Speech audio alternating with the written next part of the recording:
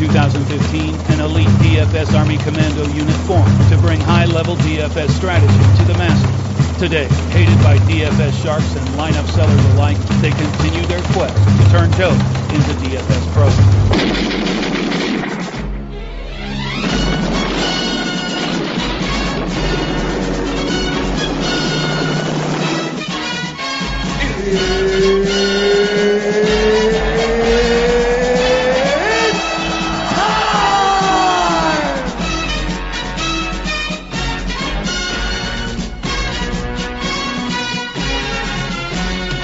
Welcome back, everybody, to the DFS Army flagship podcast, Geeks Vegas Lines.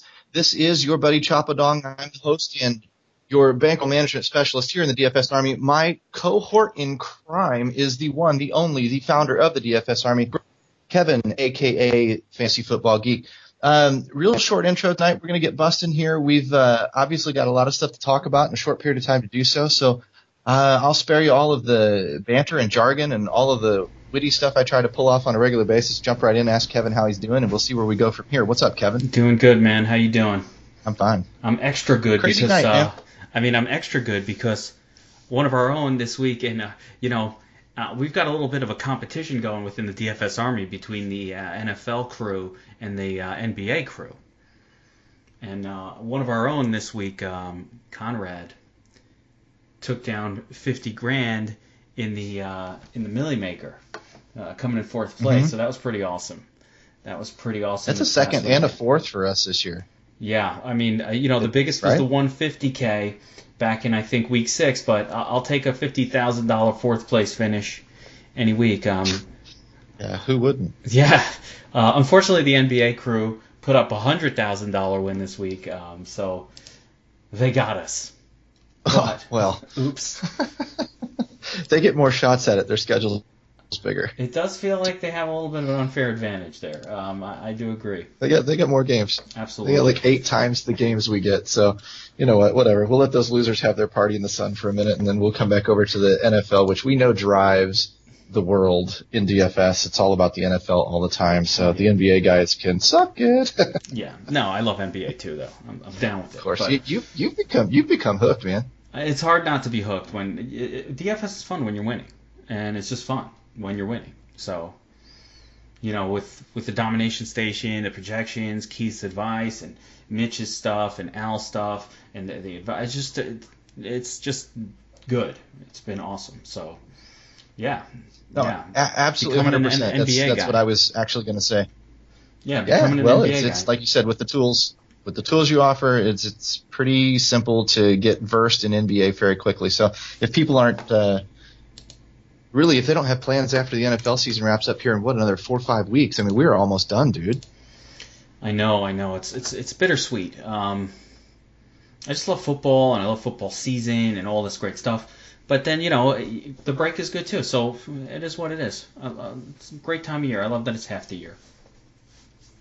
Well, I will tell you this. I'm glad that I could join you tonight. I hope everything went well last week. I was largely unplugged due to family being in town. We hosted Thanksgiving and stuff. Hope yours went well. Hope everybody else's went well. And tonight, of course, as you know, I got bombarded last minute with a bunch of high school cheerleaders coming over and taking over my house for some choreographed routine. That was really, really interesting to harken back to the days of yore and realize what my priorities were way back when it was all about dancing and music and whose party are we going to on Friday night before all the real world responsibilities kicked in. That was very interesting to listen to the conversations. Wait a second. You're telling me you were going to parties on a Friday night? Because I'm thinking more Dungeons and Dragons in your buddy's basement. No, I wasn't quite that big of a nerd. We at least played pool and we played pool and listened to triple play rock and roll weekends, and we went to Taco Bell to settle up all of our bets afterwards. So we were like slightly off chalk losers. Let's put it that way. There we go. A little plus EV. Yes, but I was not a partying. I was social, but I was not a partying type. I was always some kind of a numbers / trivia nerd. That's been the MO since the day I could walk. So what are you gonna do?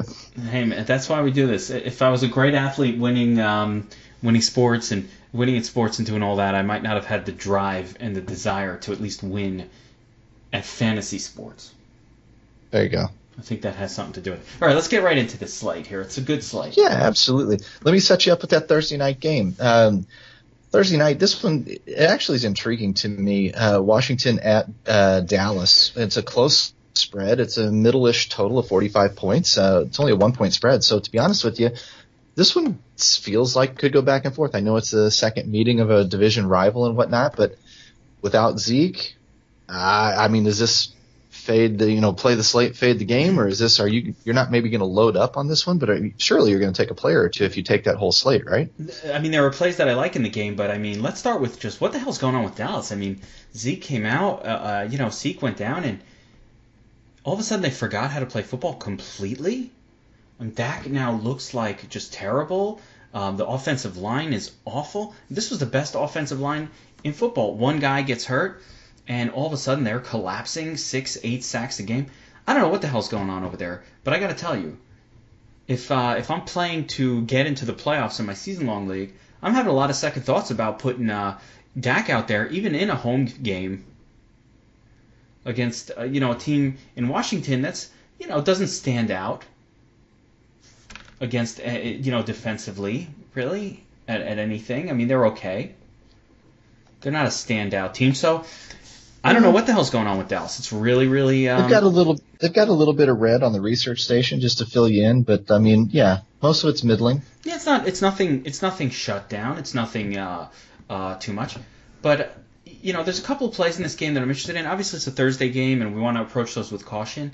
Although I will say, between the Monday Thursday game, this was the one I was going to loading up on in a 2-game slate. But let me ask you this too, because I don't think a lot of people are thinking about this. One thing we have to realize is both these two teams played on Thanksgiving, so they're still on 7 days rest right now. Oh yeah, this is a full prep week for these teams, and like I said, I'm really not trusting Dak at all. So I don't have any problem. There's nothing super exciting about the Dallas offense in this particular game. It's actually a slate I would suggest people get involved in.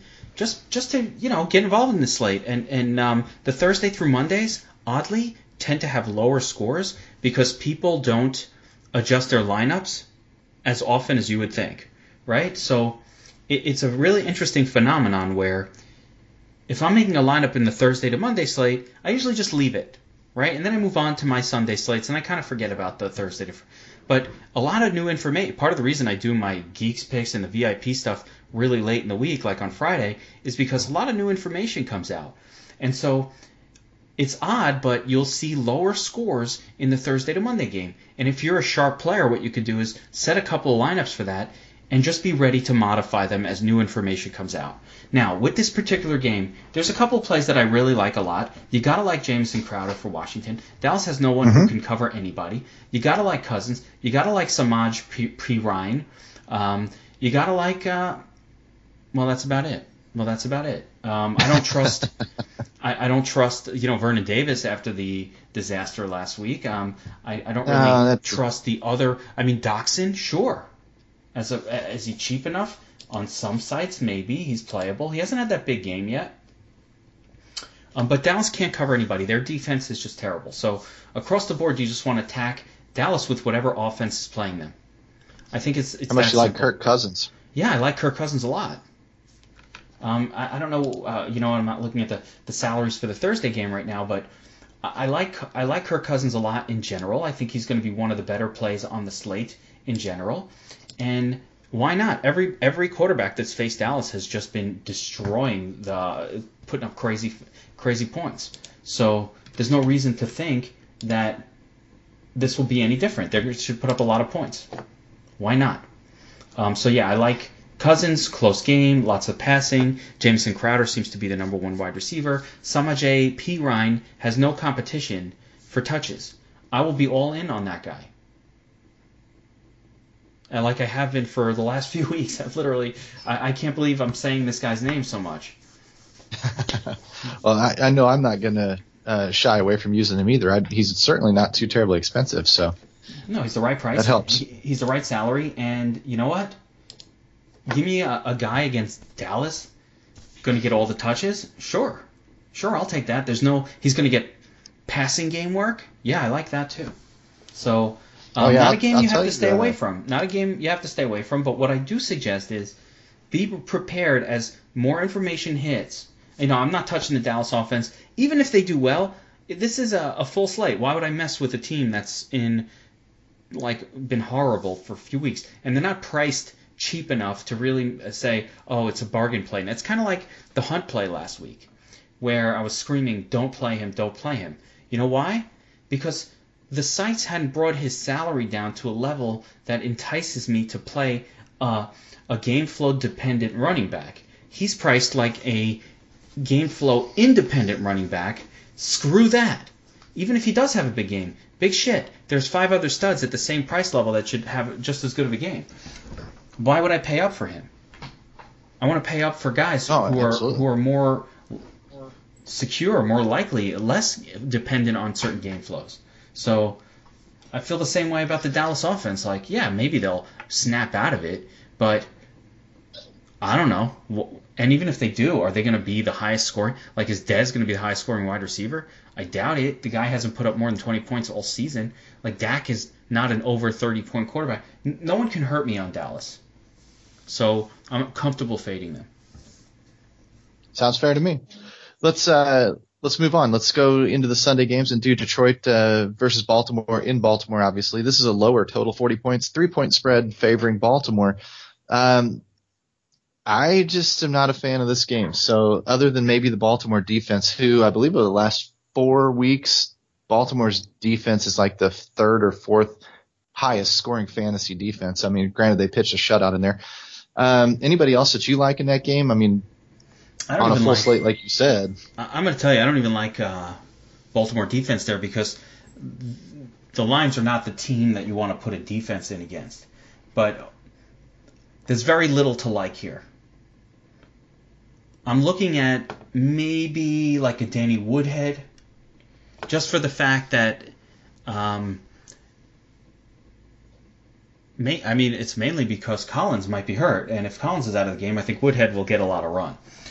They still bring in Buck Allen, but he's limited in what he can do. So I think that's interesting, I guess, a little bit. Have to check his price point to see if there's serious interest there, but at least it's somewhat interesting.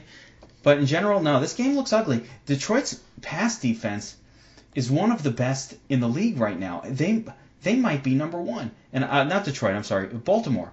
And yeah, Baltimore, okay. So, according to one of the ADVP numbers I'm looking at here, they're number 3 overall. That's not the defense to attack through the air. So I really don't want. I love MJJ. He's been great. Blah blah blah. But I mean, I'll take a pass. And in this situation, I don't need to target a guy in a very difficult matchup. And there's just not a whole else to like on the Detroit side at all. The wide receivers are the only thing. Stafford's a very very game flow dependent, very matchup based, very better at home than away. I'm just staying away from the whole game. No interest.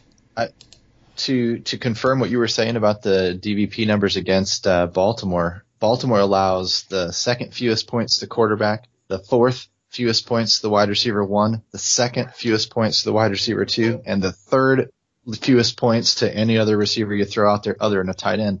As is usual when you've got good corners, they funnel it into the middle. So maybe there are some tight ends in play here, but I don't trust Watson or Ebron, either one. It's just a puke game for me. Ebron, Ben, these are not guys that are winning you GPPs or winning your cash games, and that's what I'm interested in. So, what ifs. Sounds good. Let's move to one where I am interested to get your thoughts on one. San Francisco and Chicago up at Soldier Field. 40.5 point total. Again, another low one. 3-point spread sounds identical to the one we just described. This time home team is favored in Chicago. I personally believe this is one of the few spots on the year where Jordan Howard is actually sort of script positive. So I'm actually intrigued to use him. I don't know price-wise how he's going to match up with some of the other guys, but it looks like a workload back. It looks like 20-plus touches in this game. It looks like somebody who, when he gets the volume, can do some damage. So I'm really interested to hear your thoughts. I mean, outside of that, am I touching anyone other than maybe a Carlos Hyde on the other side? Probably not. So largely off the game, but I am kind of excited about Jordan Howard.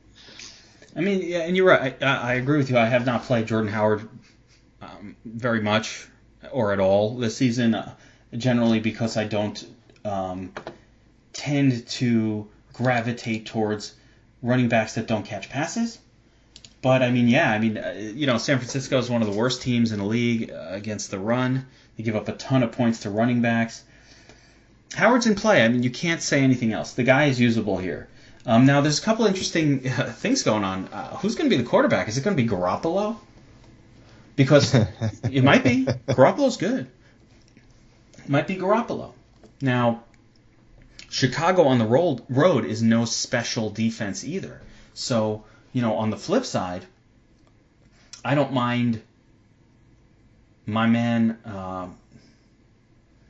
Carlos Hyde in this spot. I think he's undervalued, and he should do really well. He's generally been underpriced all season, but in this matchup in particular, where his team should stay in the game, and Chicago is not going to run away with anything, to where the game flow will get away from Hyde. Now Hyde I think he had a bad week last week, and even with that, he put up 14 points. That's he catches passes. He catches. Last week, 13 targets, 7 receptions. Now, that was against Seattle. Now, I do want to say one thing with Hyde. What we don't know, and there's the mystery of how will he react with Garoppolo. I'm assuming Garoppolo's going to play. How's that going to go? How's their connection going to look? But from everything else perspective, the guy gets targeted a ton. He's getting lots of run. This is supposed to be a close game. This is not a quality defense that they're facing, but rather, a mediocre one. And I'll give you the number here. Well, they're pretty good against the run. Top 10. But even still, this is a road game. Yeah, this is a road game, and Hyde is being thrown to a ton. I like him. I think he's one of the better values on the board. So I was looking salary-wise. You got Jordan Howard at $7,500 on FanDuel, Carlos Hyde at $7,000, so he's a little bit cheaper. Really, the difference that I'm noticing is, like you said, that top 10 matchup for Carlos Hyde versus what is the worst, apparently, matchup, or I guess best for the running back in Jordan Howard. So would you take that? I know we typically go volume over matchups and stuff like that, but in this situation where they're both going to get some volume, but Hyde maybe has the floor with the receptions and whatnot. They're both goal line used backs and whatever. And I just see, would you favor a matchup in a spot like this and go for the guy in the smash spot, or would you still favor Hyde with kind of like game logs and the fact that if the script does get away from them, then Howard's kind of useless? It's a tough question, right? Because neither one. I kind of look at Howard as more of a FanDuel play, and Bell normally is more of a DraftKings play. But I'll say there's a second part to this, which is, I think Howard is more likely to score the tutties. So on a FanDuel, I do think Howard has a little more touchdown equity, but maybe not that much. Like I said, Hyde is at home.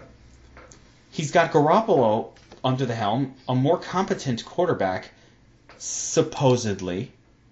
And I think we haven't seen it, but supposedly we haven't seen him in this. We saw him a little bit last week. He looked good, but I don't accept anything as I don't accept anything. Let's see it. But I live 1,500 miles away from you, and I saw the air quotes. Supposedly. Yes, supposedly. Right, so I don't automatically accept that somebody's good or whatever. He's supposedly better. We'll see. But yeah, I think I like Hyde on both situations better. Hyde is a guy I play sometimes, and Howard isn't a guy I never play. So I usually have a reason for that. And I'm a lot of times I'm wrong when I think of a guy. I never play a guy. But there's other values that are so much better that I really hope Jamal Williams gets another full run this week because free square. Yeah, that was going to be the other question for me is this a game that we're spending way too much time debating two running backs on a full slate we shouldn't even be debating at all? Well, just because Jamal Williams is there, and if he plays free square, why would you play anyone else? But I don't know. All right, I don't know. Right now, I think Hyde is, on DraftKings, remember, you have the flex, so you got to get 3 of these guys in there. All right, I guess that's true. How about Minnesota at Atlanta in the Dome? 47.5 point total, which is obviously better than what we've been talking about so far. Again, 3-point spread to the home team, Atlanta Falcons. This game intrigues me only because high-ish total, closer spread. Minnesota's been pretty good with Case Keenum, Adam Thielen, all those guys. I know that Atlanta has fairly decent DVP numbers against these guys when I was looking earlier this week. And Minnesota's a good defense in its own right, yet Matt Ryan, Julio Jones had a week from hell last week. We've been waiting for that all year. It sounds like Devontae Freeman is out of protocol, so that ruins the Tevin Coleman experience. Well, the Coleman experience was going to be ruined by Minnesota defense anyway, but yeah, no more Atlanta running backs this week. So what are you looking at in this game? I just have a feeling that this game, Vegas is kind of predicting some kind of a shootout, and both these offenses seem pretty good, and only the Minnesota defense is typically one that I worry about. So I just kind of wonder, could it happen? I definitely think there's shootout possibility here because these are two offenses that are playing pretty well right now. Atlanta's defense has been pretty good, and Minnesota's defense has been pretty good across the board. So it's important to note, but I think Adam Thielen at this point he's almost unstoppable. Something about what he's doing, the way they're using him, he's just got a little bit of a little something special going on, and I think you got to just keep rolling with that. He's got something special going on because the dude has been unstoppable. It's a road game where, at home Minnesota might just rely on the run but it's a road game. There's a chance that the Falcons kind of keep it close. I think on the Falcons side of it, you can't touch those running backs. Too many of them. Mohamed Sanu is in play again, especially with Xavier Rhodes shadowing Julio. I don't think Julio is in another blow-up spot like last week. We knew last week because of the matchup that this was as good of a spot as Julio was going to see all season. Kind of like Jamal he also Williams. Finally blew up. I mean, it's like I've seen him disappear in spots like that because they don't even freaking throw it to him. I'm like, what are you talking about? He's in a mismatch like crazy, and they don't give it to him anyway. He hasn't done it this year. He gets hurt, but actually the numbers for him were not bad all season. He just hadn't been scoring touchdowns, which, right. The touchdowns takes you on FanDuel or DraftKings from those 12s, 14s, 16-point, pretty good weeks to the 22s, the 29s, and the 35-point weeks. So that's also what a touchdown does. It's also Michael Thomas effect this year. Yeah, Michael Thomas just has not scored any touchdowns. So this guy's been fine. He's been putting 13, 14 points up, PPR, in FanDuel, 12, 11, 13 points. That's just not going to do it. 14 points. Price. Not without the touchdowns. You need guys that score touchdowns, especially on FanDuel. So, I think Julio's not in a blow-up spot. But I like the Minnesota offense here a little bit more. Even though, again, Atlanta's pretty good and they have a good cornerback. Whatevs. Give me some Thielen again. I'm going back to the well. Nice. Keenum is in play as well. I lean Minnesota way more than Atlanta. See, I kind of felt the same way, and that's what makes me think that it could almost be a shootout, being that Atlanta's at home and Matt Ryan's playing better. And, I mean, if they can kind of keep it up and keep it close and use those running backs and balance those receivers and stuff, I mean, if Minnesota has to keep up the offense because Atlanta's rolling, they can. They've shown us that. So it just feels like one of those games where, I mean, it really could happen. This isn't two teams that I would have thought in, say, week 3 we're going to be in some kind of a shootout, but it looks like it could actually kind of happen. Well, Vegas sees that happening, but I think you got to play these matchups, and I think, I am not expecting a shootout. If you're asking me, I would say the over-under seems about right here. I'm not expecting 60 points between these two teams. Not like that game against the Redskins where Minnesota a couple weeks ago, but it could happen. But more so, like I said, I just want to play the matchups. And Mohamed Sanu seems like the guy on Atlanta right now to play. He's throwing touchdowns. He's catching a lot of passes. He's doing a lot. He's doing a lot of good stuff. I saw his numbers. His career numbers as a quarterback. He's 6 for 6 for, I think a couple of touchdowns and a perfect passer rating of 158. So I don't know what everybody's talking about. Throwing touchdowns every week, man. It's good stuff. I mean, we just benched Eli in New York. Maybe we benched Matt Ryan for Mohamed Sanu, but whatever. No. Wait till we start hearing, should I play Geno this week? Which, I don't know. Maybe. I'll tell you what, man. That's the fun part of DFS. You want to move on to the next one? Yeah, let's keep it moving. New England Patriots versus the Buffalo Bills in Buffalo. Another division game. 48.5-point total. This time, New England is carrying an 8.5-point road favorite into Buffalo. I don't know what Buffalo's going to say about that, but on the other side, I don't really know what Buffalo can do about that because it looks like the Patriots are back. What do you think? December. It's December. Seems like, yeah. Well, but we're not really calling for any kind of snow or crap like that. No, I just mean the Patriots smash in December, okay? Sure, they're coming on. I got you. Let's get this straight. The Patriots, and this is December. Belichick is not a guy who loses games in December. This coach has his team ready. So you're saying the early season stuff is over. Belichick ain't fucking around no more. A good coach is. The season works in flows. Everybody, if you looked at the numbers right now, you'd see a Patriots team. Oh, they're bad on defense. Well, they're giving up a lot of points, and they don't have good rankings.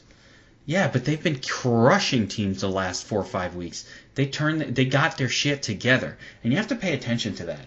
The way teams are playing, because we get these numbers and we're all staring at them, and DVP and everything, and when you watch the games, you see, oh no, these guys turned it around. They're playing much better. It's like I said with the Giants. I wrote up a whole thing about this. The last couple, now the Giants are going to fall apart again, but I wrote a whole thing about this a couple weeks ago where everybody's looking at the Giants and thinking, oh, this is a smash spot for the offense that's facing them. But I said, no, they're a starter player. That Denver game, they went on a run of playing really good defense. Like I said, they actually started to play. Now I think again they're going to quit now that the team has basically conceded the season. Now all of the players are going to concede it also. But up until last week they played well. I said they were going to play well. Everybody's like, oh, Washington smash spot. Giants defense is terrible. I said, no, they've been playing well. That is not a smash spot. So, that was the Thursday night game. I did the whole write-up in Slack about it. So, this is what I'm talking about. With the Patriots, they're playing much better defense than they had early in the season. Now, all that said, listen, Tyrod is always in play at home as a cash play. I mean, he's great. Zay Jones had a nice game last week. LaShawn McCoy, sure, why not? This is a home team. So you could play these guys, but I certainly like the Patriots more. And Cooks, Gronk, Brady, and, pick your poison with no kidding. With the two running backs, Burkhardt and Lewis, and whatever. I think they can all get theirs. Every single one of them. As long as the weather conditions hold true. If it's become some sort of Buffalo wind snow situation, then, all bets are off. Well, I will tell you just one thing we're focused on inside Slack right now, me and Mark, the weather guy, is after the weekend. It looks like you guys are going to get colder over there on the East Coast, but doesn't look like it's going to affect anything this week. Nice. So batten down the hatches, get your winter coats out and ready, because by about mid next week or late next week, you guys are going to be headed for some cold stuff. Winter will return to the Northeast at any rate. Good times. There we go. Really. How about a little Denver and Miami talk? What do you say? Yeah. Let's move into what is that? 38.5-point total, man. That's kind of the stink. We got a 1.5-point road favorite in Denver. I don't think it really matters when the total's 38.5. Do you see? I'm a big Jarvis lover. I always love me some Jarvis Landry. I think that the guy is pretty doggone matchup proof with all the targets and stuff that he gets. But man, I really don't like me going up against Denver, even though they're a shadow of themselves. I may even bench him in my season-long league because I've got a deep bench. What do you think? Don't go crazy about benching players. Listen, Roby, the number one corner for Denver is out for the next 2 weeks. Let's start there. Now they have 3 good corners, but one of them is out. The best of them. I think he's the best of them. But nonetheless, one of their corners is out. He's suspended for 2 games, fined with Mike Crabtree. It's a shame that Miami has... That was Talib, wasn't it? Yeah, Talib. Wasn't that Chain Snatcher? Yeah, that's right. He don't like that chain, man. He doesn't like that chain. But Aqib Talib is out, so they lost their best corner for the next couple weeks, but they have other good corners too. All of their corners are good. You know, it's a shame that Miami's playing at Denver because this is at Miami. Hang on. Mm-hmm. That does it's in South change Beach a little bit. So, I mean, the question for me really is, what do we do about Kenyon Drake? I look at value plays and sure. Kenyon Drake is getting a full workload here. Should be his show. With Damian Williams likely out for this game. So that's what I'm looking at. Isn't Denver still number one against the run? They're not number one against the run, but they're pretty damn close. Actually, they're actually ranked in the middle, 19. So they've been gashed. I think. Remember that Giants game when Orleans Dark War was destroying them? I think these guys have kind of stopped playing their best. Now this is Miami, so they can implode at any moment. You know, so I just. It's not something I'm going to feel safe about in cash by any stretch of the imagination. I don't care how cheap Drake is on some of these sites.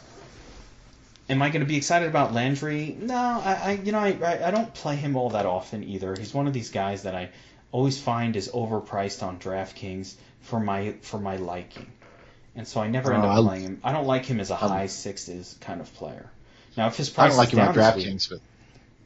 Is his price down at all? I love the guy. Where's he priced at?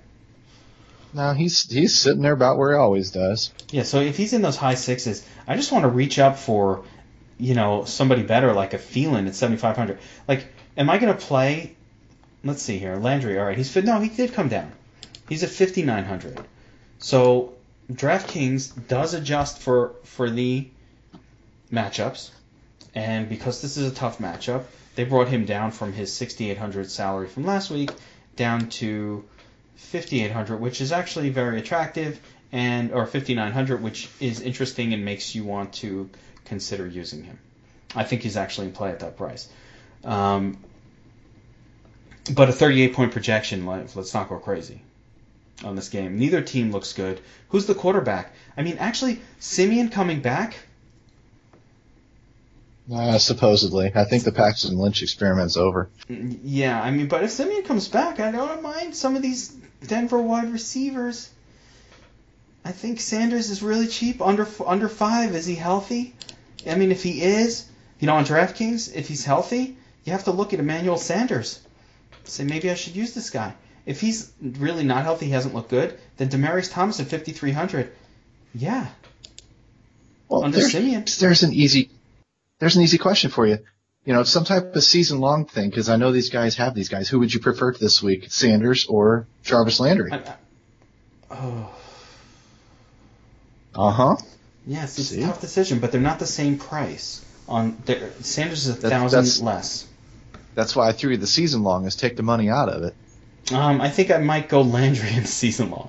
He's got more targets. And he's at home, so I mean. But at the 1,000 less, now all of a sudden we're having that's what brings. Yeah, I like a value. I love a bargain. I'm a sucker for a value. Sometimes I'll avoid the bargain, but usually I'm a sucker for a bargain. So that's just how I roll. I love those coupons. It's no wonder you didn't answer your phone on Black Friday, man. You're probably out doing all that shopping. Nah, man, I do that shopping online. Come on, got to pimp out. It's all good. Is that we got any more for Denver and Miami, or you want to move on? No, 38-point projection. I mean, let's not go crazy. Thank you. I think everybody else thanks us too. Houston Texans versus Tennessee Titans, 43-point total, so not a whole lot better. 7-point projection or 7-point spread on the Titans gives them a 25-point implied total, which that's not so bad. There's got to be some value to be had here because I know there's green all over the DVP map for Houston right now. Well, I mean, Houston's been giving up big plays nonstop to wide receivers. Now it's very tough to trust Mariota. At this point, he just has not had a big game. None of his wide receivers have had a big game recently. We might want to go back to that well with Corey Davis, but I mean, let's not do that in cash games again. And I'm not sure about Rashard Matthews. He hasn't been practicing yet, so I assume he's not playing. Did you see this news? Rashard Matthews is going to be sporting custom cleats in the game, honoring Colin Kaepernick taking a knee. What? Yeah. I saw that on the news today. I was like, really? It's like that's what we're getting custom cleats for. He's But okay. he's supposed to be playing. Wait, I'm just like, wait, he's playing this week? What? He's really playing? I was like, man, way to politicize everything. I'm gonna politicize my sneakers, man. Is he gonna take a knee as he sits the game out on the sidelines? Is that what's happening? So he has like special. He should use like a special knee pad with Colin Kaepernick's face on it, and he could just take a knee in honor of Colin. You think he's gonna put pigs on his shoes? Oh, definitely. And he should just take a knee in honor of Colin, and sit the game out because he's supposed to be sitting the game out because he's got a hamstring injury. So like that's what I'm interested in. And so like, can you go to Corey Davis again? He got targets. He hasn't done anything yet. And like that was a pretty good matchup for the Titans last week. Now, one game doesn't lead to another. There's no real connection between these like in that way, but I mean, for the Texans, every single week, DeAndre Hopkins is in play. Now, I don't know who's going to be the quarterback for the Texans. I have concerns about Savage and his 5 turnovers against the Ravens last week, and like he's so bad. I'm just loving this Savage. I'm still stuck on Savage. Yeah, he's definitely Savage. And if there's anyone that can fancy up a name, it's you. Yes. I mean, he's so bad. That guy is like he's like a statue out there. He reminds me of, I don't even have he reminds me of, like, he's so slow and he just doesn't move anywhere, and he takes a sack and he throws these flutter balls. But, I mean, he does throw at DeAndre Hopkins a lot. So there's never going to be a week where I'm like, yeah, let's not use Hopkins this week. Like, no, let's use DeAndre Hopkins. They just throw to him nonstop.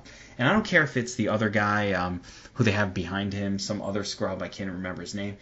It doesn't matter who's throwing the passes. I think Hopkins will always be pretty decent. Now, it's hard for me to want to play Hopkins above, I don't know, Brandon Jarvis Cooks. Landry. Well, no, Brandon Cooks. I do like him over Landry. But like over a Brandon Cooks or someone like that, or an Adam Thielen. I was going to say way Thielen. Too close in price. Like, I'm going to take Thielen over Hopkins probably in a week like this, just because of the quarterback situation. But I love Hopkins too. As far as the running situation goes, I don't know what the deal is with Miller and his knees. He seemed to get a little hurt. He's not practicing. But if he does play, I like him as well. They don't really, I don't think Alfred Brulou is a threat to his carries. And if he's going to get a full workload against the Titans, I'll take it. The Titans are just not that good of a team. What about DeMarco Murray? I will. Did you I mention haven't him at all? played. I'm going to keep my streak of having not played DeMarco Murray once in DFS in the last 2 years alive. What about Delaney Walker? Walker I like. I always like Delaney Walker. Okay. Always like Delaney Walker. Yeah, he's good. Sounded like I really derailed you with the whole custom sneakers thing there. So yeah, I know. I wasn't those other expecting names that. out there. Where did you go with that? I don't think anybody was. I think swear. it should be like a custom knee pad, not a sneaker. That's awesome. That's actually, you have a career in marketing, sir. Yeah, I mean, tie it in. I mean, what the hell's a sneaker got to do with anything? I totally fell out of my chair when I saw that, either scrolling Twitter or something. Like, so again, I mean, let's consider the source. No, he's anyway, he's a hero. If he shows up in Colin Kaepernick sneakers, you heard it here first. Let's move to Indianapolis Colts at Jacksonville. Hey, Indianapolis going down to Jacksonville to play down there in the sun in Florida. 40.5 points, another real sexy total, but this time Jacksonville carries 9.5 point spread. Do we trust Leonard Fournette? I was just staring at him going, can we trust Leonard Fournette here? Because he's in such a good matchup. He's at home. It's like $8,800 on FanDuel, though. That's frightening price for what he's given us the past couple of weeks. He's in the same on DraftKings. He's priced alongside Gurley, Ingram, McCoy, and Kamara. He's in that grouping. He's the lowest of that grouping, but he's in that grouping. Okay? He's coming off a game against a supposedly tough matchup at Arizona, but, 12 attempts? Right. 3 targets? Right. Not that much. And that was a close game. That was not some blowout. That was a close game. Are they lying about his ankle? They could be. I don't know. So, no, am I going to pay top dollar for this guy in a cash game? I'm going to have a real hard time doing that. Because I think it's not a sure thing. I'd rather take the value guys and pay up for. I think it's time to switch from paying up for Hunt and McCoy and and Gurley and some of these guys. Even though I like them. I can almost get on board with you this week. And taking some value, taking some Carlos Hyde and some Jamal Williams. You get some value in there. Just last week it worked. I mean, I was on the podcast last week talking about. Now I didn't talk about Jamal Williams, although I did play him in the 2-game slate. Only in the 2-game, not in the main slate. Okay, I was gonna say don't admit that to your listeners, man. I did not play him. No, only in the 2-game slate where you had limited choices, and it was great. But last week I was all about Mixon, all about Tevin Coleman. I had so many shares of both. So I like the cheap running back who's going to get a lot of touches. Oh, I know you do. It's hard for me this year because double high has worked so well for me. That's what I coin it. When I pay up in both running back spots and just pump my receivers, double high has worked really well for me all year long. Well, that's working all the early season though. You got to almost switch it up. But last week I had to take a couple of cheapies. And I was okay with it, and it worked out just fine. You got to know when to switch, and like you said, this may be the time to start looking more into that value because basically those high-priced studs, these dudes are just either not getting the work or they're falling a little flat or their coaches aren't using them in the right spot. It's been weird the past couple of weeks, and these guys have just – if you didn't have another lineup that was using some value running backs, you've just been getting killed with the chalk running backs this past 2 weeks or so. Oh my gosh! I mean, people were using Hunt and Gurley. And I used a ton of Gurley last week, and he just did not come through. 16 points, fine, but it's not doing it for the salary level. Like I need more than that, right. So you got to be a little bit careful with that. And McCoy let us down, Gordon let us down, Fournette let us down. All these chumps. Gordon didn't let me down. I didn't play that. Just been odd. But I didn't play any of those clowns except for Gurley, and that was a shame. But at least he got me the 16.2. I'll take that. Now it felt really bad when Julio, for the same price, went for 55. So it is what it is. But yeah, I can see going a little bit different way with that. And no, I who I do trust though in this game. So let's get back to the game because you have some players here that you could play. On the Colts side, it's Jack Doyle every week. Don't go near, or I'm not going near T.Y. Hilton. But Doyle, nope. They throw to him a lot. He's always a good, solid cash play. And for the Jags, I think Marquise Lee is back in play here because the Colts don't really have anybody that can cover him. He was, phased out last week, rightfully so, fully expected it, did not play him, told everybody not to play him. But because of the tough matchup. But now he's back against the Colts, and why not? He's a little bit pricey for me on DraftKings. He's not a player I use on FanDuel, but he's a little pricier than I'm comfortable with. But this is a better matchup than he's had in a while. And as long as that Q goes away, I'm down with Marquise a little bit, not too much. Some other plays I like better for cheaper, but I don't mind him if I'm forced to. Okay. Him and Doyle. Yeah, that's about it. You gotta like Jacksonville's defense. Jags defense, yeah, for sure. After the 7-sack game against the Titans last week at home, I mean, Jacksonville's way better. So if there's anything that is decent in this world, if the Titans destroyed you defensively, then you think the Jags would be just better. You would think. These guys have 6 defensive touchdowns on the year already. I mean, seriously. It's supposed to be better. That's crazy. How about here's a game that this one's kind of fun because it doesn't look like any line, any spread, anything. It looks like it's totally offline. It can't be right. We'll have to double check that somewhere. Well, I have numbers. Tampa Bay. What are we looking at? Tampa Bay, Green Bay. I do have numbers here. Good, Tampa, because 1.5 point favorites, 55-point total. 55. 44 point total, but it should be a 55 pointer. Oh, I think there's going to be a lot of scoring in this one. It's one of the games I'm really targeting. Not on the Tampa side because I just have not been able. I have a cognitive bias against Fitzpatrick that I have a difficult time getting past. Yeah, you do. I do. I have a difficult time with it. So I can't play the guy either, but you're really bad. No, I have a cognitive bias. I acknowledge it. I'm reading a book. I'm working on it. I'm seeing something. Okay, for all you blue collar workers like me out there, that means he hates him. He's fancying it up with cognitive bias. Come on, I got to use daily fantasy and poker terminology. That's right, and I got to dumb it down for the rest of us, All man. right. Well, nonetheless, I'm reading a book about it. I'm trying to work on myself. There we go. Big vocabulary words. I do know by there's Daily. a book out there. Renee Miller. She's very good. She is good. So, no, but I love the Packers here, and I love more than just Jamal. The Tampa Bay defense is the defense that you want to take offenses against every single week. Every single week. I mean, Mohamed Sanu's throwing touchdowns against these guys. They are very bad. They can't stop anything. So you have to. Brett Hundley showed he's coming around. He's looking better every week. He's getting comfortable in the offense. This is a guy that's been with this team for a few seasons. Should have known the offense. Came in, butterflies, a little nervous. Didn't play so great. Nervous. Didn't play so great. A little nervous. A lot nervous. That happens. But now he's settling in. He had the tight cheeks, something fierce. Yeah, I mean, but he did.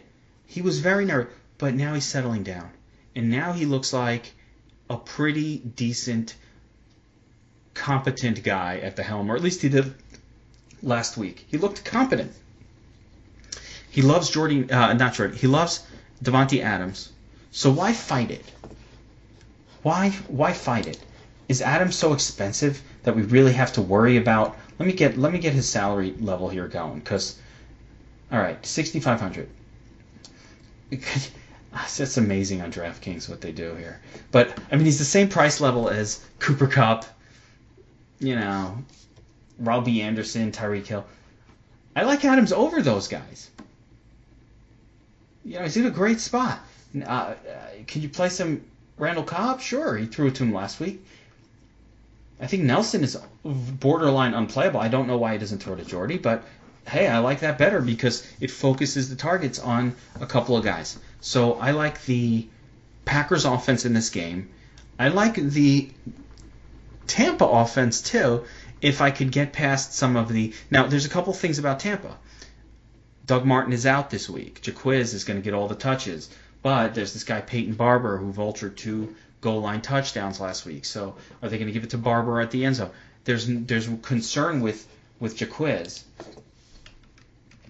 And he's definitely the kind of player that you don't use on FanDuel, but on DraftKings. Let's see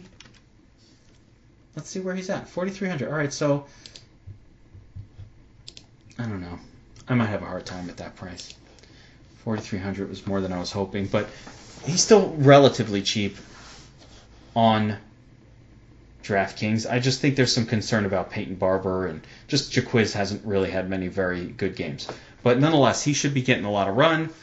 More so, though, I mean, if you like taking risks, I guess Mike Evans should be playable. I think Deshaun Jackson is fine, I guess. But I'm going to focus on the Packers side of this game and just say Adams, Cobb, and Jamal Williams, and Brett Hundley for the win. Hello? I think I lost Chop. Well, let's get him back. Hey, bro, I never lost you. I don't know why you lost me. Oh, really? Well, I thought I lost you, but welcome back. So we continue. Thank you. Part 2. All right. So we finished up with that game. Let's move on to the next one.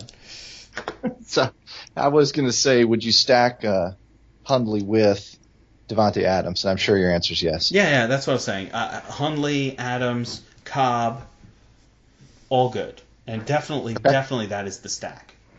Well, let's take on your hometown team. Let's go Kansas City versus New York. In New York, 44-point total, 3.5-point spread favoring Kansas City. Why anymore? I don't know. This is the Jets. Andy Reid has lost it. Dude can't coach anymore the past few weeks, apparently. I don't like anybody other than maybe Travis Kelce, and I think your boys defend the tight end pretty well. Am I right? No, Kelce will be fine. No. Kelce should be just fine. This is a good game Kelce's for him. Yep. Definitely in play. Yep. I totally agree with you. I'm not trusting a whole lot. I mean, you're not playing Kareem Hunt anymore, and Tyreek Hill, sure. Jets don't have a whole lot going on at the cornerback position, though Hill hasn't had a big game in a long time. The slump of Alex Smith coincides with the Tyreek Hill slump, so he's not a guy I'm running to play, especially at a somewhat inflated salary relative to the production he's been putting up the last few weeks, or for like most of the second half of the season. On the Jet side, everybody's going to talk about Robbie Anderson, and okay. Mm-hmm. For good reason. He's been scoring touchdowns. I'll give him that. Kansas City, defensively, on paper, has been bad this season. They're traditionally a good team, but they're bad this season. They're one of the worst against the pass. I tend to be skeptical of those things. Like, I feel like the teams that are good can turn that around. But, yeah, it's definitely a situation to avoid for me. I don't think this is a play to the over game. I don't like it one bit. I'm probably not going to use even Robbie Anderson. I think it feels a little like chasing points to me at this point. He had that big game last week. They jacked up his salary, and I get it. He's in a great spot, but it feels a little chasey to me. So do we nickname Robbie Anderson Bitcoin? Is he a little overheated? Yeah. No, I mean, I don't know if I. Yeah, see, there we go. It's is Bitcoin overheated? I keep getting. Well, I don't want. Don't get me started. Hey, I read books too. Okay. I just think this is a tough game. I think it's going to be a low score. I don't really see a lot of, outside of Kelsey, who's in play every single week, and nothing special here compared to every other week. I don't really see a whole lot of interest for me. I'm probably not going to play Robbie Anderson in the 6s on DraftKings. Up in higher price points on FanDuel, even though he's probably playable. It's another cognitive bias scenario for me, though, with the Jets. There we go. So I'm just going to pass on this game completely. You read Renee. I'll read about Bitcoin. We're all good. There we go. Sunday, let's move to the 4 p.m. games. Cleveland Browns out in L.A. at the Chargers. That L.A. Chargers is starting to roll off the tongue a little bit. Guess it didn't take full season to get used to that. 42.5 point total. Golly, their spread has moved up. They opened at like 13. They're now up to 14 points. I mean, who do we like better on defense, the Chargers or Jacksonville this week? Because you can make an argument for either one of these teams as the top overall defense play. As far as the rest of the team, obviously this is a Chargers or bust kind of a game. I wish I could tell you I felt safe with Melvin Gordon. I don't. I know. I mean, it's as good of a spot as you're ever going to see for him, and he's definitely a game flow guy. Like, he should do well in this game. But Cleveland's been stingy against the run. Yeah, Cleveland's been stingy against the run, but my issue with him again is he's priced as a 3-down workhorse, every down stud, but they're taking him out of the game on passing plays. On 3rd and long, he's not in the game. On the hurry-up offense, if they ever get into it, he's not in the game, and I'm not dealing with that. That's when you do a lot of scoring. So, I'll take that in a GPP, but in my cash game, if I'm paying up, I need a guy who is more likely than not to put up a big number, and I don't see Gordon as that. I think he could. He always could. He could break one. Any running back can. But is he more likely than not? Will he bring that consistency? And I'm going to say no. I do like for the Chargers Keenan Allen a lot. Good. A lot. Because I don't think McCourty's going to be on him. He does not go in the slot. We've actually, of all rooms in Slack, we were debating it in the NHL room for the past, past day or so. And somebody came off with numbers. I think it was actually an Adam Levitan tweet that said that McCourty's only been in the slot covering a receiver for 7 plays on the year. And Keenan Allen runs 52% of his routes out of the slot. Yeah, so Allen's going to get his in this game. Allen's going to eat. They're going to funnel extra targets to him. I mean, Hunter Henry, listen to me. This is Cleveland. Right. The place where tight ends go to have big games. Okay? Well, then that begs the question. Henry. That begs the question. If Hunter Henry's in play, Keenan Allen's in play, Phillip Rivers, right? That ding, is ding, ding. That is correct. Now, you can stack both of those guys with Rivers for the win. Right. Absolutely. Yeah, and there's nothing else. We don't need anything on the Cleveland side. The Chargers defense is very good. They get sacks. They destroyed Dallas the other week. They've been destroying teams. Quietly very good. They've got good corners. They've got one of the better corners in the league. Don't play Josh Gordon this week. I'm not going to play Coleman. Quietly is the operative word there, because I did some research myself just for my own season-long stuff, and the way our Yahoo League scores, LA Chargers are the 4th highest scoring defense in the league for us, and they were on the wire. That is not the perception of this team. It's the reality. No, it is not. That's why I loved your word quietly, because they're very sneaky. I love them. I love the Chargers defense this week, and I like everything to do with their offense. Everything. Outside of, again, paying up for Gordon, which I just can't bring myself to do it. But if somebody wants to play Austin Eckler, I don't have a problem with that. I will say that one thing that I've been reading this year that has actually intrigued me is in those home games with high implied totals, even big spread independent, these games, the quarterbacks perform. They get their points. And therefore, a few wide receivers are going to score with them if you can funnel that production. And what you did was you just pegged Keenan Allen and Hunter Henry as the targets. Henry because it's a Cleveland matchup thing, but Keenan because he's been beasting the last 2 weeks and he's the primary target anyway. So that really lends to, yes, it should be a Gordon grind down the clock kind of game, but will it be? Because it seems like those guys are the ones that are running the show right now, and they're going to get their points no matter what the hell the spread is, what Vegas says. They put up those points early. I mean, last week I played Tyler Kroft, touchdown raider, against Cleveland, because whereas this is a player I would never normally play in cash games, it's Cleveland. Mm-hmm. Cleveland, a team that made Mercedes Lewis look like the next coming of Gronk, and the team that made I can't even say the name, Seals Jones. Who the hell is that guy from Arizona? Ricky Seals Jones. 2 touchdowns. So this is Cleveland. You got to play tight ends against these guys. Hunter Henry. Amen, brother. Boom. Sounds fair to me. All right, let's move to Carolina and New Orleans. Let's go down to Coors Field of the NFL. Carolina, another division rivalry, blah, blah, blah.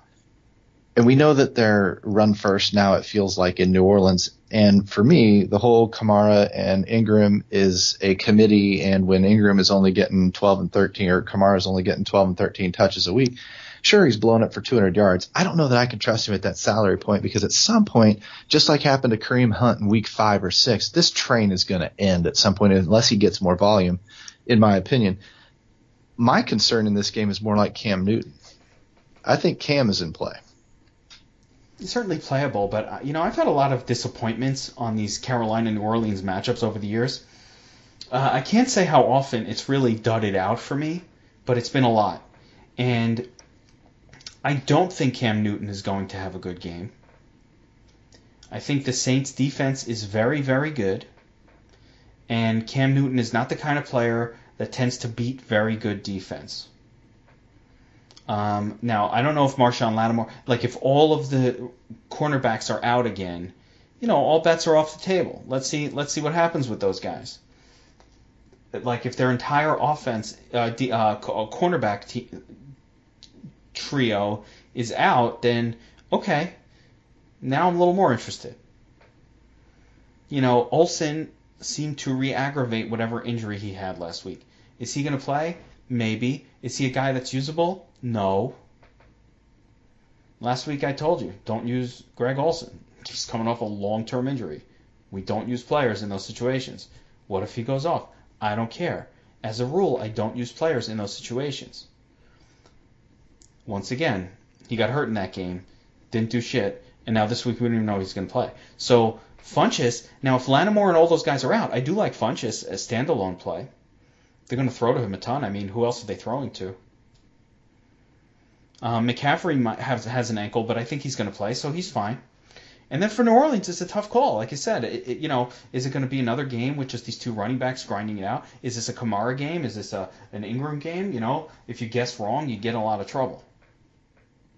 Because they're pretty expensive. So I think they're both GPP onlys for me. I think paying up for a running back, you need to get a guy who's going to lock down 20 plus points. And while I think both of those guys have 30-point upside, we saw last week that Ingram can deliver a pretty bad score if he doesn't get in the end zone or if the game script goes against him. I think Kamar's a little more matchup proof. He's been more of the cash play for me. It feels like the targets and touches are going his direction too, but he just worries me with when he can just only get 12. I know that he's a beast, but I don't know. It just scares me at 7,500, 8,000. Anybody can get only 12 on any given day. So, that can happen. But, I know what you mean. So, I don't know. It's the interesting part for me, there was something in there that you had said. And I don't mind Funchess. I don't think he's got a great matchup. I think that's mostly Lattimore. If Lattimore's out, I think it's a lot better. Gosh, I was drawing a blank, so it doesn't really matter. Let's move on. Yeah, there we go. I tend to have my blonde moments. What do we got next? LA Rams at Arizona Cardinals. That was a lot of dead space in there, man. I had to just move on. Just punt it. LA Rams versus Arizona Cardinals, division rivalry out west. This should be their second meeting of the year, too. 45-point total, 7-point spread for the LA Rams, of course. Would we really think that Arizona is going to be favored here? I'm not afraid to go back to Gurley in this one. I know you are.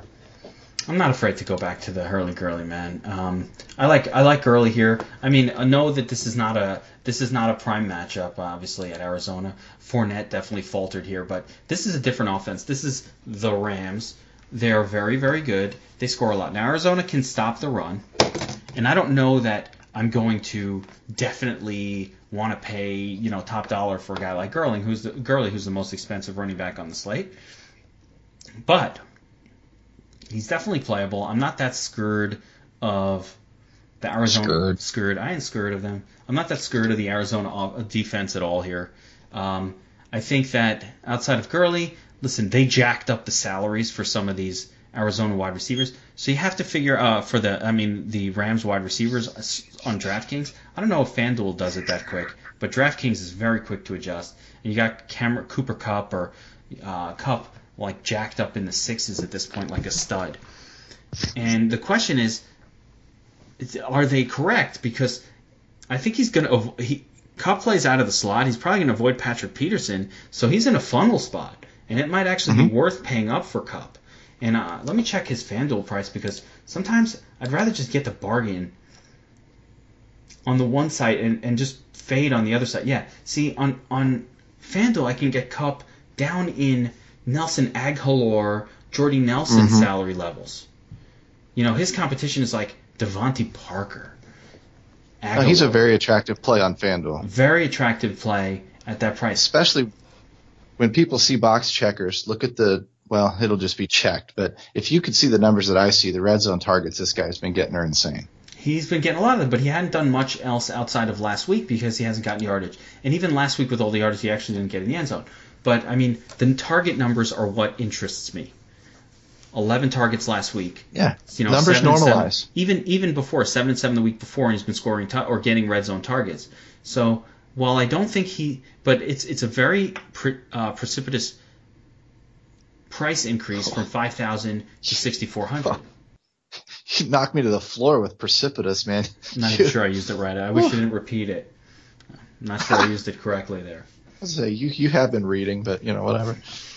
Renee Miller, man, trying to smarten got up. 3 mentions on the pod. Go Renee. Well, yeah, I don't read that much. It's like one book. All right, so no, I do. This is part of the research I do for this show. For our people, nice. For our DFS armies, I read books about daily fantasy sports. I try to get better at it every single week and every single year. That's part of what I do. I thought you were going to say you read big words so you can repeat them on the show. And then I can learn big words, too. You got a little douchebag weasel like me calling you out every time you use one. Damn it, don't call me out on every... Sometimes I don't use them right. Okay. So, yeah, but you got to like Cooper Kupp, especially if we find out that Peterson is kind of going to be on. I want to look at some of those numbers. Get the hockey crew to examine the numbers of Cooper Kupp and how often he's in the slot and how often Patrick Peterson shadows the slot. Let's get the hockey boys to do this, okay? You win. Comment of the night. You win. That was awesome. In between their hooliganisms. Whatever the hell. Oh, hockey brother. hooligans. It's getting late. We're getting slap happy. There we go. All right. What else about this game? What is this? Arizona? I mean, yeah. Do you want to play? Larry Fitzgerald. Sure. Why not? This isn't a bad spot for him. Blaine Gabbert looks pretty good. Say it for cheap. He looks pretty good. I'm not playing Blaine Gabbert, but no, I'm going Ricky Seals Jones. Say it for cheap. No, no Ricky Seals. But Larry Fitzgerald's in play, and he even last week had a rough game against the Jags, but 8 targets, 10 targets, 14 targets. This dude is getting targeted a ton. They don't have anyone else. Jerron Brown only runs deep routes. He's not a guy who's going to catch these passes. And you're right. Maybe it is Ricky Seals-Jones, because the reality is with this team, you need someone. How much is Ricky Seals-Jones? Dirt cheap. Is he a 2,500? He's probably not anymore. He's had 2 good weeks. Okay. He's had 2 good. But he's low. I do like Ricky Look at his Seals. targets. Wait. Look at his targets. A Game of Thrones moment for the hardcore fans. Yes, I do like Ricky Seals. I gotta start watching that show just so I get your jokes. Yeah, you really need to watch that show. I'm gonna give you that's an assignment for the off season. But do not let your children into the room when you're watching. that much I understand. You know what? Ricky Seals-Jones. Hello, 17 points last week, 20 points the week before. They have no one else to throw to. So the 2 weeks with Gabbert, this guy's been on fire. And get this. Nobody's talking about him. I didn't even remember his name until you just said it. Like I was like the guy with the hyphen. Okay, the first time I saw him, I was like, Austin Seferian-Jenkins. That's what I was thinking. What the hell is this? There's another hyphenated guy. The hyphen. Yeah, Ricky Seals-Jones to win the GPP. The hyphen. Yes. Now, in fairness, the Rams are pretty good against tight end. Blah blah blah. Yeah, so 3,200. 3,200. Guy put up 20 points 2 weeks ago. 17 points last week. Are you kidding me? Yeah, I'll take that. Give me 6 targets, 4 receptions, 30 yards, and a couple of red zone looks. And if I pop one, I've doubled value. I also see him in a potential funnel spot. So there's no one else. Mainly because Adrian Peterson's not going to be able to run on the Rams, or he shouldn't be. I'm not saying he can't, but he shouldn't be able to run on the Rams. So I think it comes back to Ricky Seals-Jones. Or Ricky Seals-Jones. Yeah. I'm telling you, not just a pretty face over here. Yeah, that was a good call. I like it. On occasion. All right, let's move to New York. New York at the Oakland Raiders. New York goes east to west instead of west to east, which is what we always like to watch for. This one, not so much. 42.5 point total, 7.5. Oakland Raiders are the favorites here. Now, I don't know about you, but if New York Giants are going to give up and start Geno Smith, it's kind of like all hands on deck for Oakland, is it not? I mean I know they don't have Crabtree suspended. Well, Cooper's out. Here's your hands. You want another Ricky Seals-Jones call? Seth Roberts. Of course. I'm not going to let Who else they got? Who else they got? I mean, they must have some other people, and I got to do a little digging because I'm sure there are some other wide receivers on that team.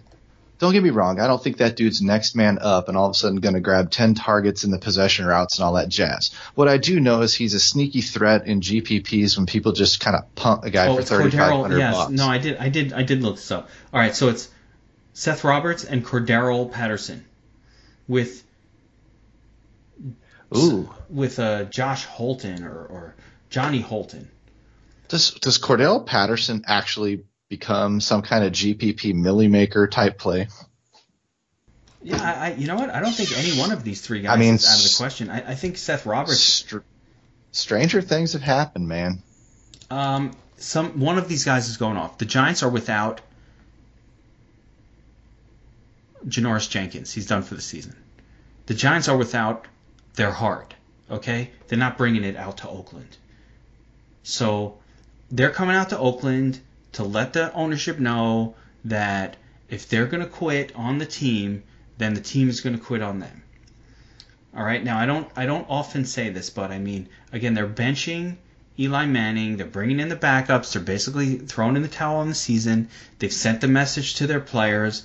We're going after the top draft pick. We're going after a quarterback this draft. We don't want to win any more games. That's the message that I got. When you say we need to take a look at our young guys, and you're talking about Geno Smith, a guy who's not young, and we already know he sucks. Young. He ain't young. All right, so what's happening here? Oh, well, Brandon Webb. They're not starting Brandon Webb. They're starting Geno Smith. So it's all bullshit.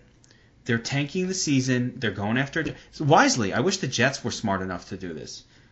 What the hell is wrong with my team? Tank the season. They've had a 15-year run with Eli Manning. They might get another year and a half, 2 years out of him. So what? Put the future on the bench. Get him now. Get him ready to play. Maybe they get rid of Eli, send him to Denver so he can mirror image his brother and win a championship with a better team. Wow. I can see it. That's a crazy call. It's a scenario I like in my head. I definitely can see it. Could you show up at Christmas at your house if you just went to the land your brother just took a Super Bowl in and then went and followed in his footsteps? Yeah, Peyton would love it. God. Peyton would be like, "That's my bro." Might as well bro. Might as well marry Peyton's wife's little sister too. Peyton's wife's little sister is hot. I don't know what you're talking about, dude. I would be all I'm over sure that chick. I'm sure she is. She's smoking. And Sure Eli she would is. be lucky. Have you seen Eli? He looks like somebody. He looks like something out of a hillbilly. Like he looks like a Beverly hillbilly, basically. Like, hey, shucks, hello. Like that guy should get Peyton Manning's wife's little sister, who looks like she could be a freaking supermodel. Come on, that's a hot chick. I haven't even seen her, but I'm so sure of this. Like if you research up Peyton Manning's wife's little sister, I'm sure Peyton Manning's wife is smoking hot, and her sister is also smoking hot. Like I haven't seen either of them. I'm just going off complete assumptions. I am absolutely afraid to run that search on Google. God knows what I'm going to get. Yeah, don't do it on your family computer. So Seth Roberts, Cordero Patterson, there's so much value in this game. It's crazy. This is the game where you're going to find the value. Now, part of the nice thing about it is it's not like the Raiders run very much. I mean, could it be Marshawn Lynch? Man, it would be tough to play him. I hate him. It's on if it was on a 2-game slate, afternoon only maybe, some kind of something GPP like or. that. I mean, his price. They jacked up the salary. Let's see how many targets he got. Well, ho. Okay, wait a minute. I know. Just had another Ricky Seals-Jones moment. Look out. I did not look at his game log from last week. I saw he put up some points, but he did what he had to do to put up a lot of points, which was get 26 attempts and 3 targets in the passing game. And even with all of that and a touchdown, he was only able to get to 20 points. Now, again, that was against Denver. Good defense. Now we're talking Giants. Good defense, but don't care. So I don't mind a Marshawn Lynch in tournaments. He's never going to be a cash play for me. He's old. He's not that good anymore. But in tournaments, assuming that the Giants throw in the towel in this game, like there is a game script that involves the Giants just not giving a fuck. Plus you have the bonus of Lynch being a guy who, if they get down to the red zone, they're going to give it to him on the goal line. Like he could fall into the end zone for a touchdown or two. That's in him. Now if he could put that together with an acceptable game, then we have something. But again, Marshawn Lynch is a player with a definite ceiling. It's not that high. He doesn't get a ton of yardage. He doesn't get a ton of yardage in the passing game normally, although he did last week randomly. And he's going to need to get those tutties. But yeah, I hate to say it, but Marshawn Lynch is usable in this spot. I'm surprised that the spread is only 7. Well, it's 8.5 now, in fairness, but okay. I mean, I think it might go higher. Like, what are the Giants? They're bringing Geno Smith and no offense whatsoever to the table. Sterling Shepard will be back. I mean, he's over the migraine thing, but this is Geno Smith. Now, that said, you could play Sterling Shepard, except they jacked up his salary to the point where he's unplayable. Could you run Derek Carr, Seth Roberts, Jared Cook, and the Oakland defense? Oh my gosh, Jared Cook. I forgot to mention Jared Cook. This is the Giants, second only to Cleveland in, quote, teams to use tight ends against. And now you have a Raiders team that has lost all of their wide receivers, so they're going to absolutely target Cook more than usual. Wow. It's going to be a tough decision between Cook, Ricky Seals, and Hunter Henry for which cheap. I might have to roll two of these guys. I might have to throw a tight end in the flex this week and just roll with it because those guys are all in great spots. And they're dirt cheap. Yeah. Cheap, great spots. So I think we just took Gronk officially off your radar. No, I'm not paying up for Gronk. You don't make the big money generally paying up for Gronk because Gronk is $8,000. He's stud wide receiver pricing. Yes, he'll get you 27 points potentially sometimes, but he's not getting you 37 or 40 points. That's first. And so his ceiling is now he has consistency, but he's got that ceiling right under 30 points. And quite honestly, he's freaking priced appropriately. It's no bargain. These guys are a bargain. I'm always looking for bargains in DFS. Well, I'd rather get 15, 16 points out of one of these guys than 27 out of Gronk. I love Gronk. Don't get me wrong. I want to hang out with him. Be buds. I'm just looking for like I'd be happy right now if I had a text on my phone from Gronk and he's like, "Dude, oh my God, what's up?" And I'd be like, "Yo, what's up? Meet me down in Manhattan. Let's go." Right. Yo, he's like, Drive "Yo, up you to want to party, Boston, bro?" we'll hang. Like he's like, "Yo, I got that football. You want to throw it around? The fucking Bluetooth football?" I'd be like, "Yeah, dude, I want to throw that shit around." I have a Gronk football here in the house. It has no use. It's a Bluetooth football. I don't even understand why it exists. It's like a speaker, and you throw it and play catch with it. And it's like, wow, I really needed my football to house my music. Where the hell was that this summer? Yeah, no, that's a real product. Look it up, the Gronk football. It's awesome. Totally happy. Where was that this summer? That'd have been fun.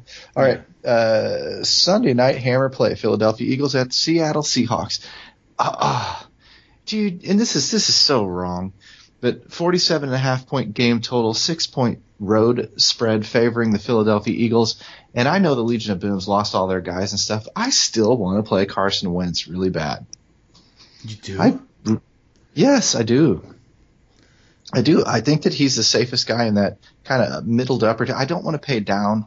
Now, I primarily play on FanDuel. I don't want to pay down too far for QBs on FanDuel, but I don't see anybody else in that 7 to 8,200 range that I'd rather play than just take the 25 points out of Carson Wentz and move on. No Phil Rivers? Case Keenum for 7,600? No, I don't know why. Derek Carr against the Giants? Don't feel the same. Well, Carr. Tyrod Taylor at home? No. Carr feels like Carr. I mean, these are guys that are in great for spots, 6,400? Come on. None of them feel as safe. You know me, cash game, chalk eating fool. I'd rather play Wilson than Wentz. I don't know. We'll see. Yeah, tough call. I don't mind. I mean, listen, Wentz has been the man. Probably not a tough call. You're probably sparing my feelings. No. You and you've been reading your psychology this time. You don't want to crush my dreams. I'm learning to be kind. No, I don't know. Right. I don't know. No, Wentz has been great every single week. I actually think this game has a lot of appeal. These are two Super Bowl contending teams. I always like those situations. I like it when two teams are really good, when they're contenders. So, in this case, the Eagles are a contender. Some might call them the best team in the NFC.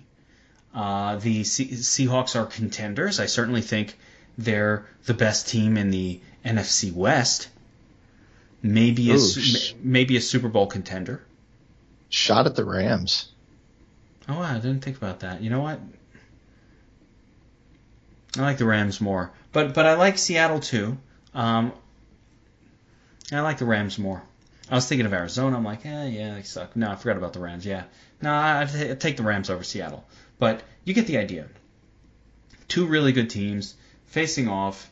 I think they're going to put their best foot forward. I think they'll both play well. Yes, Seattle has a couple of cornerbacks out. Richard Sherman's done. So there's that. The Eagles are coming in full health. And it's an interesting hammer game. I mean, like, I don't think... Here's what I like about the Wentz. Here's what I like about the Wentz call. I think Seattle should be able to somewhat handle the running game that the Eagles' running game is actually really good. As much as they don't produce like great running backs scores because they mix in 4 different guys, it's been really, really good. But I think Seattle, who is let me get some numbers on them. But I know they're ranked very well against the running back position. And let me get to see if I can pull up their number here. I don't see it in our research station. I'll get it. They're blank for now. Well, it's number 6 overall adjusted. So, I mean, they're very good. Very good. I was going to plug the Army for you, pal. I was going to tell them that coupon codes and 20% off and the whole bit. There we go. No, I did find it. And they're 6 overall. So Seattle's very good against the run, which means that if this game should go high scoring, it's likely to be via the pass. And therefore, Carson Wentz does become a more intriguing play because, again, we know Seattle's secondary is a little banged up. They don't have anyone who's going to match up really well with Alshon Jeffrey. They certainly don't have anyone to match up with Zach Ertz. So, Wentz, Jeffrey, Ertz. Now, on the flip side... Do we need a pit for Ertz, though? No, but I mean, he's still in a good spot. I'm not going to say... Sure he is. Yeah, he's in a good spot. I'm not going to say not to play him. So if I'm doing a Wentz stack, I just want to be aware that Ertz is a really good spot. But you mentioned Alshon. That's a good call, too. Yeah, because Sherman would normally be covering Alshon. They don't have him. So, and Alshon's been heating up week after week. Got to watch his health. He's quietly starting to perform. He's playing really well. But I like the fact that I think Seattle should be able to limit the run of the Eagles, pushing more production to the arm of Wentz. For Seattle, obviously, Russell Wilson in a similar situation. They don't have running backs. They have no one. So he's going to be throwing all day, day. So that means Jimmy Graham, Baldwin, Richardson, all in play. Such a deep tight end position all of a sudden this week. We just mentioned like 6 of them. Isn't it weird? Like last week I was like, there were only 2 guys I was interested in, Walker or Doyle. That was it. With a little bit of Tyler Kroft. Actually, quite a bit of Tyler Kroft, oddly enough. I was totally down with that, too. I mean, I had some Kelsey, but... No, I didn't have Kelsey. I didn't pay up for anyone. I didn't have any shares of really any of the expensive guys. I know Gronk had a good game. Whatever. I'm going to save money at that position most weeks if I can. Not on FanDuel. Again, I keep talking... it's funny. FanDuel's so different. It almost feels easier to me, which is why I focus a little more on DraftKings. But at some point, you should just go to the easier one and just play it. Like last week, FanDuel. I basically said like FanDuel's so easy this week. Mixon, so 6,200. Coleman 6,200. Boom, boom. Now I've got Antonio Brown, Julio Jones, and like Corey Davis filling up the rest of my lineup. Wow, that's so easy. And it seemed just so simple. It worked out. But then I was focused on DraftKings. It's harder. I'm like, I got to figure out who of these sub $4,000 guys is going to have a good game. And, that seems to be where the challenge is at. So it's odd, but I think I'm just going to play more FanDuel and just take it easy. That's what I'm saying, boy. Yeah, like why am I making it complicated? Like if I look at FanDuel right now, I just scroll on down and I'm like, Jamal Williams, 5,700? That seems reasonable. Okay, I'll take that. And then I'll scroll up a little bit and who else is cheap? Let's slap this together real quick. Kareem Hunt, 6,900. Fuck Hunt. Carlos Hyde, 7,000. Boom. I'll take him. No problem. See if I have money left over at the end. Hey, let's throw Brett Hundley in the lineup. Okay. Well, now Hundley, 6,400. Are you serious? All right, I got to pair him up with Devontae. Well, let me tell you, a GPP lineup is coming together before your eyes. Devontae Adams? Sure, I'll play him. Boom, I got my stack. I got my 2 cheap running backs. Now let's fill it out. Chargers defense? Fine by me. Legatron? Every week, right? Wide receivers? Okay. Julio Jones? Keenan Allen? DeAndre Hopkins, Thielen, don't be afraid to use Thielen. There you got Don't be it. afraid to use Thielen. Right? Brandon Cooks, I like him. Now I got 8,400 for tight end. Hello, Gronk. Boom. Just made a lineup. Now, if I want to pay up at running back, I'll take out Gronk, take out Hyde, throw in Kamara, throw in Gurley, throw in one of those guys. Easy. Switch it up with Hundley, pay up for someone else, make a change. In seconds, you've got five or six iterations of a lineup. Absolutely. Why do you think I play on FanDuel, man? Real quick. That and I'm pissed at DraftKings. Do the same thing. Whatever. But switch it up with take out Hundley, put in Keenum, go back to Thielen, right? And let's do a game stack with it. Get Sanu in there. You know what I'm saying? This is not that hard. I haven't heard you mention any Raiders yet, man. Who? No. You gotta go get you some Raiders. I don't know about that. I don't even need to. I'm not paying. I don't need to pay down $4,000 for a wide receiver. That's a DraftKings thing. I don't do that on FanDuel. On FanDuel, I'm just gonna play studs. Go back to it. Williams, sure. Now again, this could all change if we find out Aaron Jones, who is practicing, is playing. But let's not be negative. Let's assume he's not going to play. You know what I'm saying? And now, slap it together quick. All right, do you want Kamara, Fournette, Ingram? I don't even know which stud I want right now. I'll take Kamara in there. Sure, why not? You know what I mean? It's easy. You can afford it. If I loved Julio, where the hell is Antonio Brown on this slate? Damn, give me some. I might have to play the Thursday one just to get some Brown and Bell in there. Yep. Dude, I'm telling you, you can do that. Dude, I'm telling you. That's a little more than I normally do on this thing. To me, though, that's the fun. That's why I got pissed at DraftKings, is they took the Sunday night game off, and then on top of that, they priced up so hard that in a lot of cases I'm debating between Seth Roberts and Ricky Seals-Jones when I don't know those guys. I'd rather sit there and swap out Kamara for Gurley or, Thielen for Michael Thomas or something. To me, that's more fun to build lineups that way. And like you said, in 10 minutes, you can get 5 or 6 iterations that are all competitive, and they're all people you're going to be sitting around watching on Sunday rooting for. That, to me, is where DraftKings is totally missing the boat, and they've pretty much lost me as a customer because of it. Listen, to each their own. This is the way I approach it. To each their own. Some people like the DraftKings style where you have to find those hidden gems and you've got to play players that you'd really feel icky about playing in your season-long leagues. And some people like the FanDuel method where that's more just like your season-long league. You're not looking at Seth Roberts and getting excited about him this week in your season-long league, but on Yahoo, you know what I mean? But for DFS purposes, you're like, ooh, Seth Roberts looks good in this spot. I like him. Sure. But, you don't have to do that on FanDuel, and that's one of the challenges I always found really about talking about DFS and trying to relate it to both the sites, because people might hear me, especially in the VIP pods and in my notes, and be like, wow, he really loves, and some shitty-ass name player like, some guy who, again, I wouldn't even start in my season-long, he'd be sitting on my bench. But that's what you got to do. You're looking for hidden gems on DraftKings. Totally different, but it suits different people. There are people who are suited for one style and people who are better suited for another style. It's as simple as that. And you have to understand who you are as a player and go to it. Some people are better on this one, so that's why I like that there are 2 sites. I like just the fact that I compare the salaries. I'm like, oh, he's expensive on DraftKings but cheap on FanDuel. DraftKings is predictive. If you just played guys that were cheaper on FanDuel than DraftKings, you'd probably do pretty well. Because DraftKings is very predictive. Built-in value.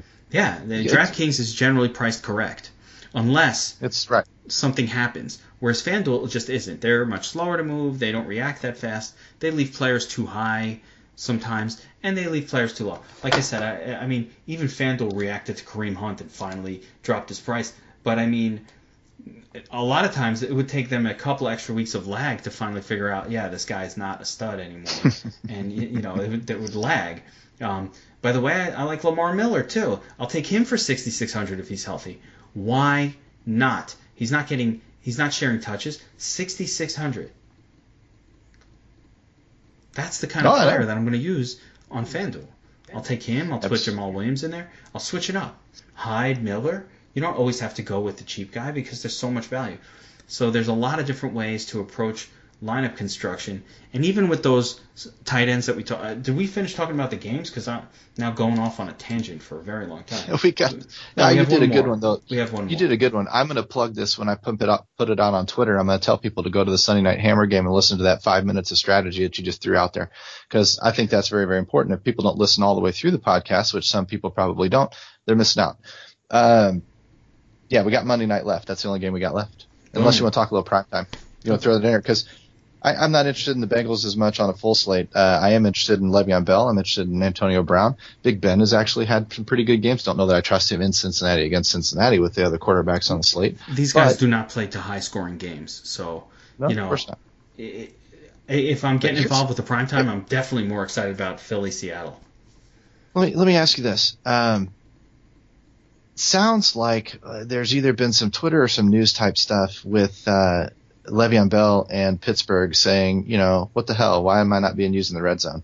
That sounds kind of like the situation where the coach goes, all right, just give it to him. A little squeaky wheel action. I like it. Sounds like. Listen, from that game, if I play the full slate, I like A.J. Green. I like Antonio Brown every single time he ever plays. The Bengals don't have anybody who's really going to stop him. Although I will say, and it's important to note, they have traditionally done well at limiting Antonio Brown through the years. They know about him. They know to double team him. This is a division foe. So he's not coming out of nowhere. He's not going to surprise them. I definitely prefer Le'Veon Bell in this matchup, A, because since he can't stop the run, and B, because they know how to, or they've traditionally done a good job at slowing down or stopping Antonio Brown. I don't mind A.J. Green at all. He should do fine. Steelers don't have anybody who could really, really shut him down. And so, there's a couple good situations here. Couple of them. I have no problem with... I'm not playing Ben Roethlisberger on the main slate. I'm not playing Andy Dalton. I'm probably not playing either of them even in the primetime slate, or very much of them. They'll be the least of my owned players compared to Wilson and let's take right? Let's take 5 minutes or so and do the primetime really quick just so people can get a feel for it. Yeah, if you're looking at the primetime games, the Philly-Seattle game is much more exciting because, if either of these games is probably going to play to the over, it's going to be that one. It's not division foes. They don't see each other all the time. So you don't have that familiarity that you do with the Steelers and the Bengals.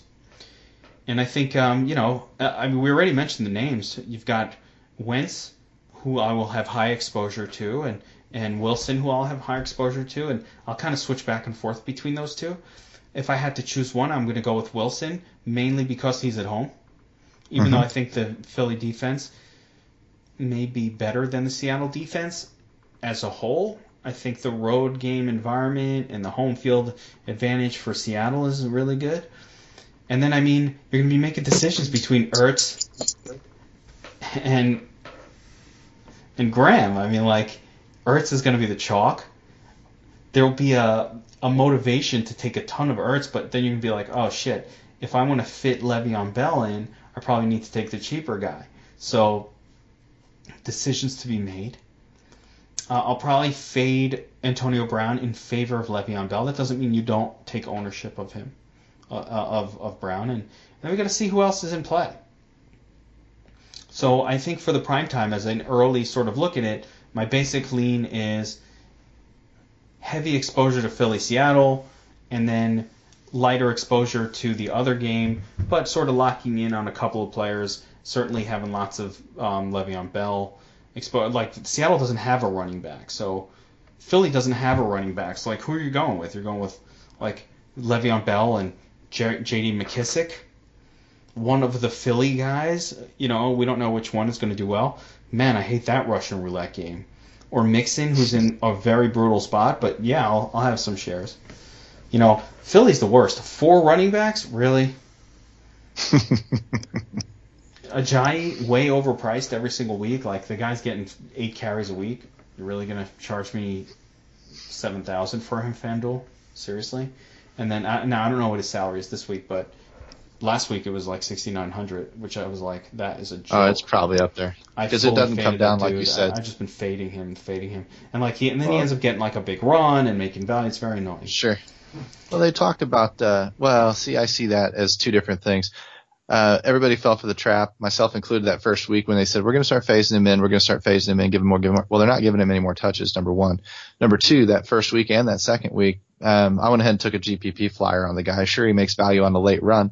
And even though I saw that, I'm like, 9 carries for 75 yards and a tud? I'm like, oh, fish move, man, fish move.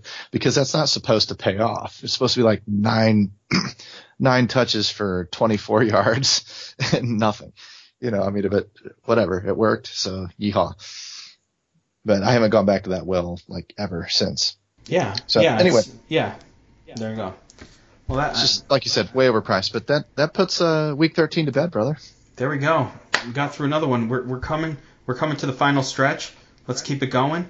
And like I said, man, we got a competition going with that NBA crew. We got to step it up. 50,000 last week, big winner. Let's do better. I mean, I don't know how much better you could do, but let's give it a shot this week and kick some ass. You solicited the help of the NHL guys, so we're gonna. I think if we'll we get push the NFL NHL back crew, over the top. it's like smashing people and toothless brutes in the NFL room, just researching. Angry Canadians. I didn't even know angry Canadian bruisers were like, hey, what do you know about the Toronto Argonauts? And I'm like, wait a second. Exactly. What the fuck are we? Who? What? We're talking National Football League, guys. Come on. Whoa. We got. All right. Don't make me do my Canadian accent. I'm not doing that. It sounds horrible. I've heard Russian. I've heard Goodfellas. I've heard Game of Thrones. Wait, what was I watching? There's a show called Z Nation, right? And which I like. It's on Sci-Fi, and about zombies. And they go to Canada, and there were these two characters. Canadian characters from back in the day. I don't know if it was Saturday Night Live. They're like, oh, hey, you're such a hoser. And basically those two characters pop up as zombies, and they're like, what do you want, you hoser? It was just the funniest scene. It's like, hey, look at this Canadian hoser. zombies. But the hero guys were calling them hosers, and you had to be in the know, and I was just hysterical last week. You must be doing 100 kilometers an hour. Yeah. Whoa. I'm going to kick your ass from A to Z. grab some Labatt's on the way out. Don't knock the Labatt's. Right. That's good beer. Hell yeah. That's good stuff. Had some in my fridge until about a year ago when I drank them. Nice.